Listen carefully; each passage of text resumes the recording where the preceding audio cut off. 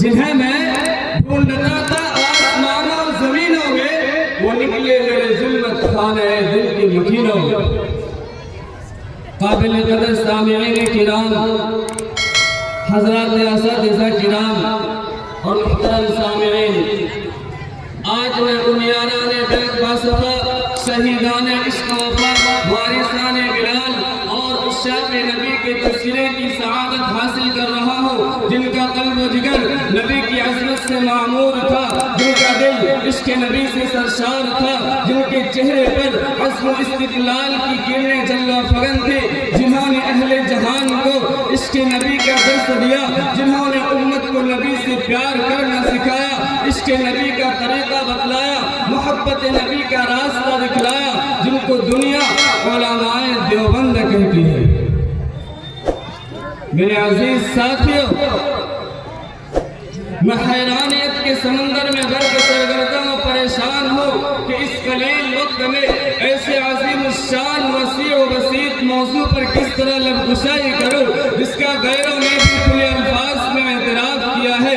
ان کے کن کن گوشوں کو نوٹ زبان پر لاؤ، ان کی کن کن خوبیوں کو بیان کرو، ان کی کن کن خصوصیات کو نظر انداز کرو، ان کے عشق نبی کے واقعات کا سیر کراؤ یا ان کے مجاہدانہ کردار کی ردا سناؤ۔ عشق نبی سے سرشار مولانا قاسم نانوتوی کے سفر حج کی منظر کشی کرو یا روضہ اطہر پر مولانا حسین احمد مدنی کے درس حدیث کی جھلک دکھاؤ۔ عشق نبی سے بےتاب مولانا گنگوہی کے دل کا تذکرہ کرو یا جنگ آزادی کے موقع پر علماء دیوبند کے عشق نبی کی تاریخ بتاؤ۔ کیا بتاؤ اور کہاں تک بتا سکتا ہوں؟ خدا را جاؤ، اگر تم سے ہو سکے تو علماء دیوبند کے عشق نبی کی داستان تاریخ کے اوراق سے پوچھو، بالا کوٹ کی پہاڑیوں سے پوچھو، مکہ کی گلیوں سے پوچھو، مدینہ کے ریگستانوں سے پوچھو، مالٹا کی قید خانوں سے پوچھو، یہ سب تمہیں علماء دیوبند کے عشق نبی کی نغمے سنائیں گے۔ محترم سامعین، حضرت مولانا قاسم نانوتوی کی ہستی سے کون ناواقف ہے؟ انہیں کون نہیں جانتا ہے؟ جو علماء دیوبند کے سب سے بڑے لیڈر، سب سے بڑے قائد، سب سے بڑے رہنما ہے۔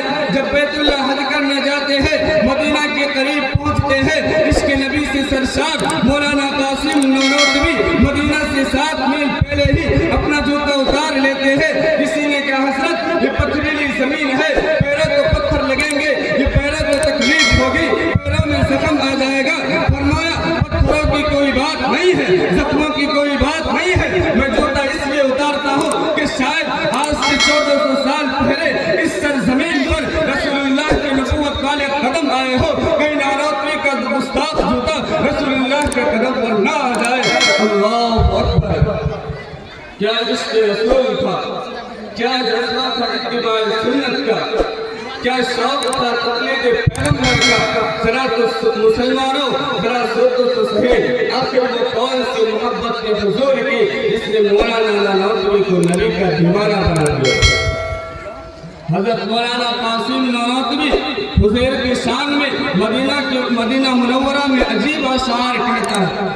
مولانا نانوتوی روضے کے باہر کھڑے ہیں، کسی نے کہا حضرت اندر کیوں نہیں جاتے؟ کہا اندر جانے کی اجازت نہیں ہے۔ جب اندر گئے تو مسکراتے ہوئے باہر آئے، کسی نے پوچھا کیا ہوا؟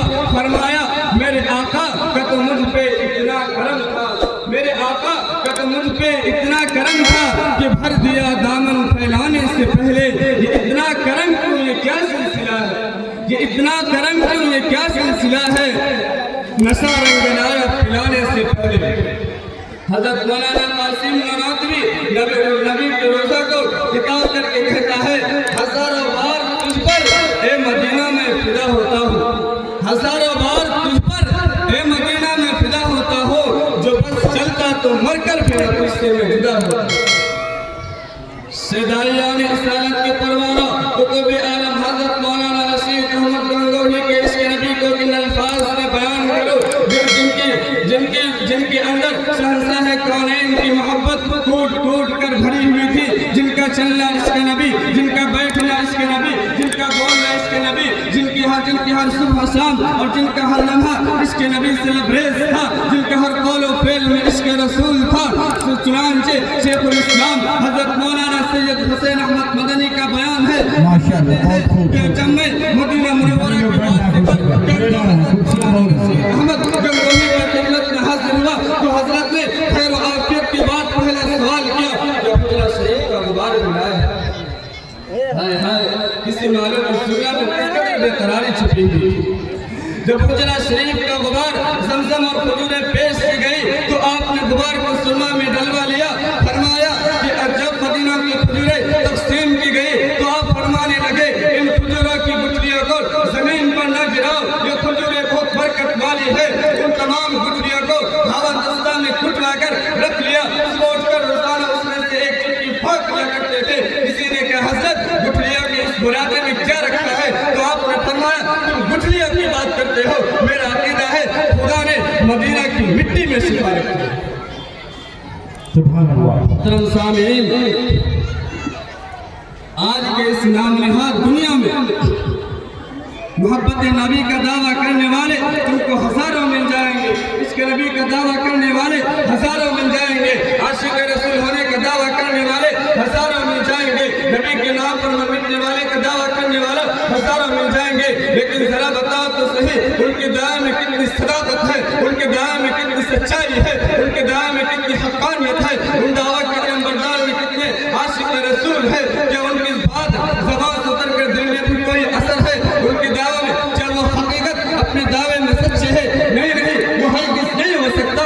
وہ مکار ہے, جھوٹی ہے, فریبکار ہے, دھوکہ باز ہے, عوام کو دھوکہ دینے والا ہے, ایمان کو سودا کرنے والا ہے. اس لیے کہ اگر عشق رسول اس کا نام ہے کہ جو چاہے قبروں پر چادر چڑھا لے, جو چاہے قبروں پر بتیاں سلگا لے, جو چاہے قبروں پر عرس لگا لے, جو چاہے قبروں پر ناچ گانا قوالی کی محفل سجا لے, اگر عشق رسول اسی کا نام ہے تو ہم ایسے عشق رسول کو آپ کو منہ پر مار دیں. بے شک ہمیں عشق رسول چاہیے تو حجت الاسلام حضرت مولانا قاسم نانوتوی کی طرح چاہیے. ہمیں عشق رسول چاہیے تو قطب عالم حضرت مولانا رشید احمد گنگوہی کی طرح چاہیے. ہمیں عشق رسول چاہیے تو شیخ الہند حضرت مولانا حضرت محمد الحسن دیوبندی کی طرح چاہیے. اگر ہمیں عشق رسول چاہیے تو شیخ الاسلام حضرت مولانا سید حسین احمد مدنی کی طرح چاہیے. ہمیں عشق رسول چاہیے تو گوانیہ قبیلہ کی جماعت حضرت مولانا الیاس کاندھنوی کی طرح چاہیے. ہمیں عشق رسول چاہیے تو حکیم الامت حضرت مولانا اشرف علی تھانوی کی طرح چاہیے,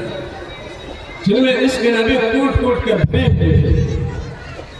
دوستو, انہیں عشاق رسول میں سے شیخ الاسلام حضرت مولانا سید حسین احمد مدنی ہے. اللہ ان کی قبروں پر سینکڑوں رحمت نازل کرے. انہوں نے اپنے استاد حضرت شیخ الہند کو آگے بڑھایا اور شاگردیت کا حق ادا کر دیا. ہائے ہائے, حضرت شیخ الہند کو مولانا مدنی کی شکل میں ایک عجیب خدادرس وفادار شاگرد ملا تھا. ایک عجیب خدادرس وفادار شاگرد ملا تھا جنہوں نے ہمیشہ دنیا میں ساتھ ہے اور کوئی مزار قاسمی دیوبند جا کر دیکھے تو مرنے کے بعد بھی حضرت مدنی کو اپنے استاذ کی معیت نصیب ہوئی ہے. حضرت مولانا حسین احمد مدنی 18 سال تک روزہ اطہر پر بیٹھ کر حدیث کا درس دیا, اور جب مولانا کو مالٹا کے لیے نصربند کیا جانے لگا تو مولانا نے حضور کے روزہ کو خطاب کر کے کہا تھا, چمکتا رہے تیرے روزے کا منظر, چمکتا رہے تیرے روزے کا منظر, سلامت رہے تیرے روزے کی جاری. ہمیں بھی عطا ہو وہ شوق ابو ذر, ہمیں بھی عطا ہو وہ جذب بلال. اور 1926 عیسوی میں حضرت مولانا حسین احمد مدنی کو جب کراچی کے کابینہ ہال میں انگریز جج کے سامنے پیش کیا گیا اور انگریز جج نے مولانا کو مخاطب کر کے کہا تھا, حسین احمد کیا تم نے فتویٰ دیا ہے کہ انگریز کی فوج میں بھرتی ہونا حرام ہے؟ تو مولانا نے بڑے صبر استقلال کے جواب دیا تھا, ہاں میں نے کل بھی فتویٰ دیا تھا اور آج بھی میرا یہی فتویٰ ہے کہ انگریز کی فوج میں بھرتی ہونا حرام ہے. مولانا محمد علی جوہر جو اس وقت وہی کابینہ ہال میں موجود تھے, جب مولانا مدنی نے فتویٰ دہرایا تو مولانا محمد علی جوہر نے حسین احمد مدنی کے پاؤں پکڑ لیے اور کہا, حسین احمد خدا کے لیے آج بیان بدل دو. تو مولانا حسین احمد مدنی نے کہا, خدا کے وہ محمد علی جوہر آج بیان نہیں بدلا جا سکتا, اگر میں نے آج بیان بدلا تو خدا کی قسم ایمان بدل جائے گا. ماشاءاللہ. مختصر حضرات